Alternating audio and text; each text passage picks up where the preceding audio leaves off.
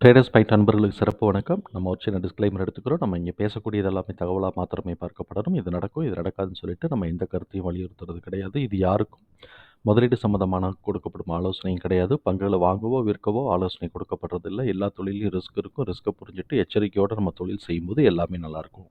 நம்மளை ஆதரிக்கிற அனைத்து நல்ல உள்ளங்களுக்கும் நன்றி. வாழ்க வளமுடன். நண்பர்களே, நம்மளுடைய சப்ஸ்கிரைபர் இந்த கம்பெனி சிகாச்சி கம்பெனியை பற்றி ஒரு வீடியோ போடணும்னு சொல்லி போட்டிருந்தாரு. கமெண்ட்டில் போட்டிருந்தாரு. நம்ம அந்த காரணத்தினால இதை பார்க்கலாம். இந்த Sigachi company pharmaceutical company, chemical and pharmaceutical கம்பெனியோட செக்டாருக்குள்ளே வருது. இவங்க ஏபிஐ ப்ராடக்ட்ஸ் வச்சுருக்கிறாங்க. தென் ப்ரீ ஃபார்முலேட்டட் ப்ராடக்ட்ஸ் வச்சுருக்கிறாங்க. அதுக்கப்புறம் ஜென்ரல் வெல்பீயிங் வச்சுருக்கிறாங்க. அதாவது நியூட்ரிஷன் இதெல்லாம் ஸ்டெபிலைசர், நியூட்ரிஷன்ஸ் இதெல்லாம் வச்சுருக்கிறாங்க. அதுக்கப்புறம் காஸ்மெட்டிக்ஸ் வச்சுருக்கிறாங்க. அப்புறம் கெமிக்கல்ஸும் டீல்ஸ் பண்ணுறாங்க. ஸோ இப்போ இது நல்ல கம்பெனி தான். அது ப்ராடக்ட் இதை பொறுத்த வரைக்கும், பிஸ்னஸை பொறுத்த வரைக்கும் நல்ல பிஸ்னஸாக இருக்குது. இவங்களுடைய ப்ராஃபிட் அண்ட் லாஸ் அக்கௌண்ட்டை நம்ம பார்ப்போம். கண்டினியூஸாக 2018 இருக்கக்கூடிய டேட்டாவில் பார்த்தோம்னா 2023 வரைக்கும் கண்டினியூஸாக இன்க்ரீஸ் ஆகிட்டே தான் இருக்குது. எக்ஸ்பென்சஸும் அதுக்கு ஈக்குவலாக கூடிக்கிட்டே தான் இருக்குது. ஆனால் ப்ராஃபிட்டில் பார்த்தோம்னா ஆப்ரேட்டிங் ப்ராஃபிட் பார்த்தோம் அப்படின்னு சொன்னோம்னாக்கா அதுவும் இன்க்ரீஸ் ஆகிட்டே தான் இருக்குது. இந்த வருஷம் தான் குறைஞ்சிருக்கு அப்படின்னு சொல்லலாம். கொரோனா காலகட்டங்களை நம்ம கணக்கில் எடுக்காமல் பார்த்தோம்னா இந்த வருஷம் ஒரு 2% குறைஞ்சிருக்கு அப்படிங்கிறத நம்மளால் புரிஞ்சுக்க முடியுது. நெட் ப்ராஃபிட்டு இன்க்ரீஸ் ஆகிட்டே தான் இருக்குது. இன்க்ளூடிங் கொரோனா காலகட்டங்களில் கூட அது இறங்கலை, மேலே ஏறிக்கிட்டே தான் இருந்திருக்கு. இப்படி இருக்கும்போது இவங்க டிடிஎம் 367 இருக்குது. இதை அச்சீவ் பண்ணுறாங்களான்னு பார்த்தோம்னாக்க கிட்டத்தட்ட இதுக்கும் ஒரு 200 நம்ம போட்டோம்னா 280 கிட்டக்க வந்துருச்சு. 200 285 வந்துருச்சு. 285னா இன்னும் ஒரு 80 கோடி இருந்தால் போதும். 80 கோடி இருந்தாலே இது வந்துடும். அப்போ மார்ச் மாதத்துக்கு நார்மலாக டிசம்பரை காட்டிலும் மார்ச் மாதம் கூடவே கொடுத்துட்ருக்குறாங்கங்கிறத நம்மளால் புரிஞ்சுக்க முடியுது. இந்த 20 டிசம்பரை காட்டிலும் 21 டிசம்பர்லேயும் கூட 21 டிசம்பரை காட்டிலும் 20 டிசம்பரை காட்டிலும் மார்ச் 52 கோடி அதை காட்டிலும் கூட தான். நெட்டையோ குட்டையோ கூட தான். அதே மாதிரி 21 இருக்கக்கூடிய டிசம்பர் மார்ச்சை கம்பேர் பண்ணும்போது அதுவும் கூட தான் இருக்குது. 22லேயும் பார்த்தோம் அப்படின்னு சொன்னால் அதுவும் கூட தான் இருக்குது. அதனால் இந்த தடவை இதை காட்டிலும் கூட இருக்கும். அந்த பட்சத்தில் பார்த்தோம் அப்படின்னு சொன்னோம்னாக்க இவங்க அந்த டிடிஎம் அச்சீவ் பண்ணுறதுக்கான பாசிபிலிட்டிஸ் இருக்குது. இப்போ இவங்களுடைய கேஷ் ஃப்ளோ பார்த்தோம் அப்படின்னு சொன்னோம்னாக்க நெட் கேஷ் ஃப்ளோ -37க்குள்ளே போயிருக்கு. கிட்டத்தட்ட இது பார்த்தோம்னா இந்த சைடு ஒரு 51, இங்கிட்ட ஒரு 37, 88 ப்ளஸில் இருந்த இது நெகட்டிவாக போயிருக்குனாக்க கிட்டத்தட்ட போன தடவை காட்டிலும் இந்த தடவை ரூ. 88 கம்மியாக இருக்குது அப்படிங்கிறத நம்மளால் புரிஞ்சுக்க முடியுது.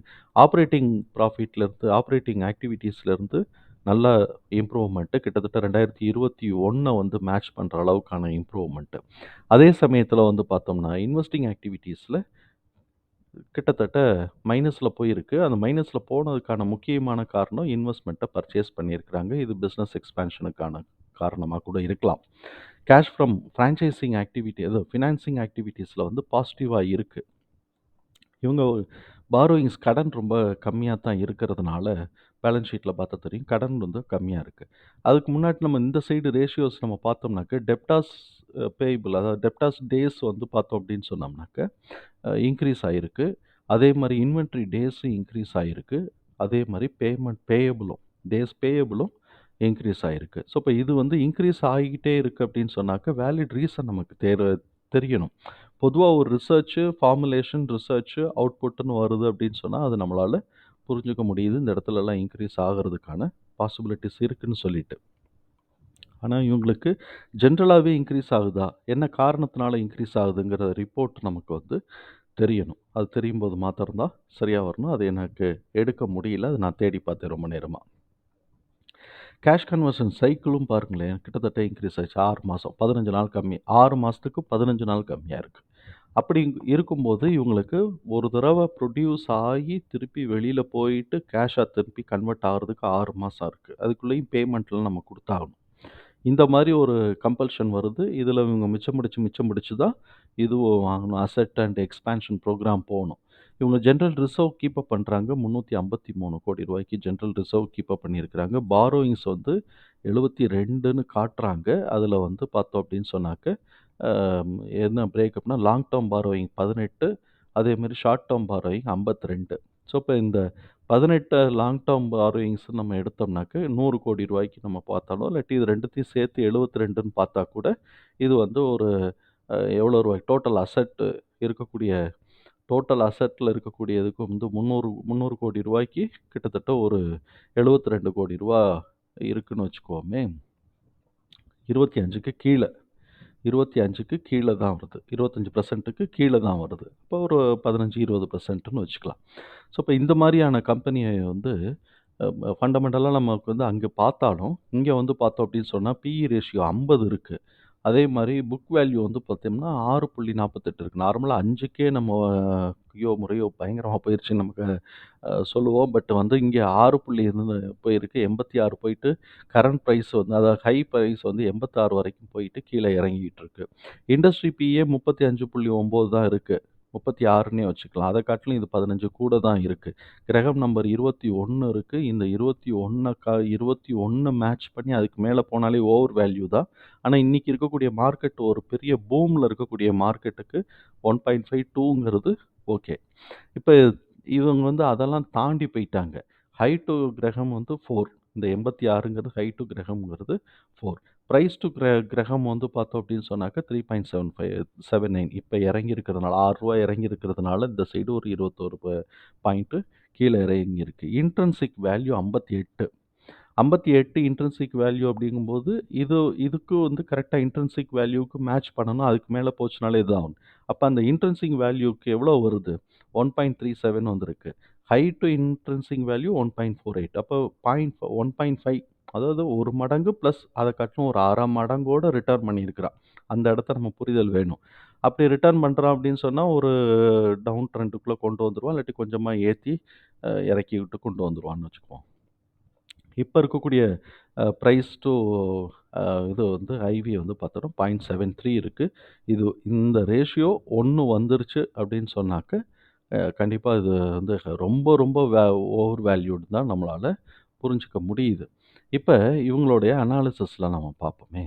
அனாலிசிஸ்ல பார்த்தோம்னா, ஆல்ரெடி நம்ம ஃபண்டமெண்டல்ஸ்ல பார்த்தபோது annual growth, quarterly average growth, net profit, quarterly net profit இது எல்லாமே பாசிட்டிவா தான் இருக்கு. ஸ்டாக் பிரைஸ் இன்கிரீஸ் ஆயிருக்கு. இத பாசிட்டிவ்னு கொண்டு வராங்க. டெப்ட் ஈக்விட்டி பார்த்தோம்னா 15 இருக்கு. 15% இருக்கு. அதுக்கப்புறம் வந்து 15%ங்கிறது போன வருஷம் ஆமா, ஆமா. அது பப்ளிஷ் பண்ணோம். 15% இருக்கு. இன்ட்ரஸ்ட் கவர் ரேஷியோ 15 இருக்கு. ஹையர் தென் 1.5 15 மடங்கு இருக்கு. கிட்டத்தட்ட இது ரொம்ப ஸ்ட்ராங்கான ஒரு இதுதான். ஸோ, அப்ப இது ஃபண்டமெண்டலா நல்லா ஸ்ட்ராங்கா இருக்கு. பிசினஸும் நல்லா இருக்கு. இவங்க இன்கிரிமெண்டல்ல தான் போயிட்டுருக்கு. சப்சிக்வெண்ட் குவார்ட்டர்லி நம்ம பார்த்துட்டோம். இதில நெகட்டிவ் அப்படின்னு சொன்னாக்க BE ratio, BP ratio, intrinsic value இந்த மாரி வந்து ரேஷியோவோட கம்பேர் பண்ணும்போது, வேல்யூவேஷன் ஸ்கோரோட கம்பேர் பண்ணும்போது ஹையா போயிட்டுருக்குங்கிறது தான் நெகட்டிவா இருக்கு. ப்ரமோட்டர்ஸ் வந்து கொஞ்சம் பேர் வந்து ஒரு 0.78 வந்து அத வந்து டிக்ரீஸ் பண்ணியிருந்திருக்கிறாங்க ரீசென்ட் குவார்ட்டர்ல. மத்தபடி பிளெட்ஜஸ் எதுவும் கிடையாது. இதோட டெக்னிக்கல்ஸ்ல பார்த்தோம் அப்படின்னு சொன்னா, இது இன்னும் பாசிட்டிவா தான் இருக்கு. பிவோட் பாயிண்டோட ரேஞ்ச் பார்த்தோம் அப்படின்னு சொன்னாக்க, 3 resistance 88.9, second resistance 86, first resistance 84. So, இவன் இப்ப வச்சிருக்கக்கூடிய ஹை வந்து செகண்ட் ரெசிஸ்டன்ஸோட இருக்கு. 3 ரெசிஸ்டன்ஸ் போறதானா இல்லையாங்கிறது அத உடைக்கும்போது தான் நமக்கு தெரிய வரும். இப்படி இருக்கக்கூடிய இந்த கம்பெனியோட நம்ம டெக்னிக்கல்ஸ நம்ம பார்ப்போமே. நல்லதுன்னா வீக்லி இது வந்து சார்ட் எடுத்து வச்சிருக்கிறோம். இது கரெக்ட்டா இந்த 63 ஹையிலேருந்து அப்படியே ஒரு யூ டர்ன் போட்டு அடிச்சு மேல ஏறியிருக்கு. பொதுவா அந்த மாரி யூ டர்ன் வந்துருச்சு அப்படின்னு சொன்னாலே, யூ ஷேப் ஃபார்ம் பண்ணிருச்சு அப்படின்னு சொன்னாலே 1.5 டைம்ஸ் ஃப்ரம் த லோ இது நம்ம நார்மலா எதிர்பார்க்கலாம். அப்ப இதுக்கும் 63 இந்த சைடு 23 அப்ப 40 இருக்கு. 40க்கு 1.5 ஃப்ரம் லோலேருந்து எடுத்தோம் அப்படின்னு சொன்னோம்னாக்க, 63 62ன்னு வச்சுக்குவோம். 62 அப்புறம் அங்கிட்டு ஒரு 20 அப்ப 82 அந்த ரேஞ்ச் 82, 83 சில்லறைய நம்ம விட்டுட்டோம். அதனால 83ன்னு வச்சுக்கலாம். ஸோ, இப்ப இவன் 86 வரைக்கும் போயிட்டு, ஃபர்தரா மேல போறதுக்கா, கீழ போறதுக்கான்னு ட்ரை பண்ணிட்டு இருக்கிறாங்க. இவங்களுடைய இது என்ன பண்ணிக்கிட்டு இருக்குன்னு பார்க்கலாமே. இப்ப இருக்கக்கூடியது வந்து செல் சைடு வந்து 9ஆவும், இது வந்து பை சைடு வந்து 2ஆவும் இருக்கு. அப்ப இது இறங்குறதுக்கான வாய்ப்புகள் ஜாஸ்தியா இருக்கு அப்படிங்கிறத தான் இது காட்டிக்கிட்டு இருக்கு. இது ரொம்ப 50%ன்னு பரவால்ல. பிலோ 50% தான் பை ஆப்ஷன் இருக்கிறதுனால, இது கொஞ்சம் கீழ இறங்கிட்டு ஏறும் அப்படின்னு நம்ம சொல்லலாம். சப்போஸ் ஏதோ ஒரு காரணத்தினால உடைச்சு மேல ஏறுறான்னு வச்சுக்குவோமே, உடைச்சு மேல ஏறுறான்னு வச்சுக்குவோம். அப்படி ஏறுனான்னா என்ன ஆகும்னா, சப்சிக்வென்ட்டா அனதர் 5 0.5 டைம்ஸ் அப்படின்னு சொல்லும்போது, இந்த சைடு வந்து ஒரு 40 இருக்கு. 40லேருந்து இங்கிட்டு வந்து ஒரு 20. அப்ப 86, 86, 83லேருந்து கிட்டத்தட்ட ஒரு 20. 20ன்னா 103. 103லேருந்து 106க்குள்ள ஒரு பார்ட்டுக்கு வர்றதுக்கு வாய்ப்பு இருக்கு. 2.61 வந்தா ரொம்ப ரொம்ப ஓவர் வேல்யூ. அதனால இத உடைச்சு போச்சு அப்படின்னு சொன்னா, இந்த இடத்துல வர்றதுக்கு வாய்ப்பு இருக்கு. உடைச்சு கீழ இறங்குறாங்க அப்படின்னு சொன்னா, இந்த பிவோட் பாயிண்ட்டுக்கு உண்டானது இந்த இடத்துல இருக்கு. கிட்டத்தட்ட ஒரு அ அ இந்த இடம் வரைக்கும் மேக்ஸிமம் இறங்குறதுக்கான வாய்ப்புகள் இருக்கு. கிட்டத்தட்ட ஒரு ரூ. 50 கிட்டக்க. ரூ. 50 கிட்டக்க அது 0.618 வரைக்கும் இறங்குறதுக்கு வாய்ப்பு இருக்குன்னு வச்சுக்குவோமே. அது வாய்ப்பு இருக்கு. இது ஒரு செகண்ட் செகண்ட் சப்போர்ட்ன்னு வச்சுக்கலாம். First support 1. ஃபர்ஸ்ட் சப்போர்ட் எப்போதும் 1. அப்புறம் செகண்ட் சப்போர்ட் 0.618. அப்புறம் தேர்ட் சப்போர்ட் வந்து 0.236. இந்த உடைச்சிருச்சுன்னா கீழ டவுன் ட்ரெண்டுக்குள்ள ரொம்ப கீழ உடைச்சு போயிருக்கு அப்படின்னு அர்த்தமாகும். ஸோ, அப்ப இது சப்போஸ் இறங்குதுன்னா 1ஓட திரும்பினா இப்படி ஒரு யூ போட்டுச்சுன்னா, இங்க வர்றதுக்கான வாய்ப்புகள் இருக்கு. ஏன்னா 1ன்னு வரும்போது கிட்டத்தட்ட வந்து 62. 62ஓட அப்படியே ஒரு திருப்பி ஒரு யூ போட்டுச்சு அப்படின்னு சொன்னாக்க, இங்கேருந்து 20 இதோட 1.5னாக்க இங்கேருந்து ஒரு ம 20 ப்ளஸ் ஒரு 10 30. அப்பனா ரூ. 90 தாண்டி ஒரு ரூ. 100 2 டைம்ஸ்ன்னு வச்சா கூட, இங்கிட்டு ஒரு ரூ. 20 போட்டு வர்றதுக்கான வாய்ப்புகள் இருக்கு. இது வந்து 1.5க்கும் ஒரு கோடு போட்டுக்கணும். 2க்கும் ஒரு கோடு போட்டுக்கங்க. 1.5க்கு நான் கோடு போட்டுக்கல. 96 96ன்னு வச்சுக்கலாம். 96, 93 அந்த ரேஞ்ச் வந்து 1.5க்குன்னு வச்சுக்கலாம். இங்கிட்டு வந்து 2ன்னு வந்துச்சுன்னா, 103 அந்த ரேஞ்ச் வரைக்கும் போறதுக்கான வாய்ப்புகள் இருக்கு. பட் இப்ப 1.618ஓட திரும்ப போகுதா, உடைக்க போகுதாங்கிறத கேர்ஃபுல்லா பார்க்கணும். திரும்புச்சுன்னா ஓகே. ஆனா நமக்கு இப்ப மார்ச் மாசம் வந்துருச்சு. ஒண்ணு உடைச்சு நான் இந்த இன்னும் ஒரு ரூ. 20 ஏறிட்டு மொத்தமா மார்ச் மாசத்துக்கு இறங்கிக்கிறேன்னு சொல்லலாம். பிப்ரவரி மாசம் நமக்கு 2ண்ட் வீக் வந்துருச்சு. அதனால ஒண்ணு நான் இப்படியே ஏறிட்டு கீழ இறங்கிக்கிறேன்னு சொல்லலாம்.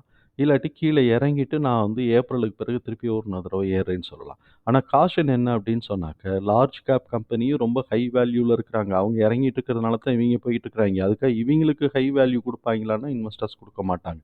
அந்த ஒரு ஆஸ்பெக்ட்ட நம்ம வந்து பார்த்துக்கணும். ஆனா, சஜஷன்ஸ் வந்து நம்ம பார்த்தோம் அப்படின்னு சொன்னாக்க, இது வந்து இன்னும் மேல ஏறுறதுக்கான வாய்ப்பு இருக்குங்கிற மாரி தான் காட்டுது.